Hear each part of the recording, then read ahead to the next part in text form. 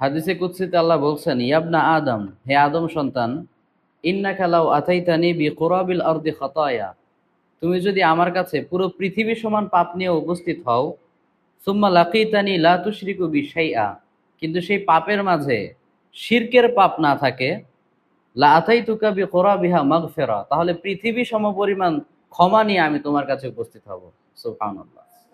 তুমি এত অন্যায় করেছো যে অন্যায়ের পরিমাণ পৃথিবী সমান, কিন্তু সেই অন্যায়ের মাঝে শিরকের অন্যায় নাই, শিরকের পাপ নাই। তাহলে আল্লাহ বলছেন পৃথিবী সমপরিমাণ ক্ষমা নিয়ে আল্লাহ তোমার কাছে উপস্থিত হবে। এজন্যই তাওহীদের দাওয়াত আমরা সবসময় দেই। আল্লামা নাসিরউদ্দিন আলবানী রাহিমাহুল্লাহ একটা কিতাব লিখেছেন, নাম হচ্ছে আত-তাওহীদু আউওয়ালান ইয়া দুআত আল ইসলাম। হে ইসলামের দায়ীরা, তাওহীদের দাওয়াতটা আপনার আগে দিন, কারণ এই তাওহীদই মূল। তাওহীদ যার ঠিক আছে তার সব ঠিক আছে, আর যার তাওহীদ ঠিক নাই সে যতই আমল করুক না কেন সেটা দিয়ে কোনো উপকার হবে না।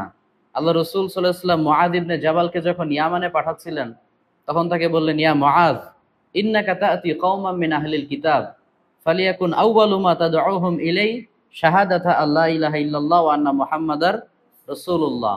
মুআজকে বললেন, মুআজ, তুমি গিয়ে সর্বপ্রথম তাদেরকে তাওহীদের দাওয়াত দিবে।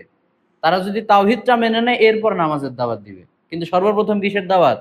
তাওহীদ। তাওহীদে যদি কারো ঠিক না থাকে, কারো যদি শাহাদাতেই গরবল থাকে, তাহলে তার নামাজ পড়ে লাভ হবে? যাকাত দিয়ে লাভ হবে? হবে না। এজন্য সবসময় আমরা তাওহীদের কথা বলি।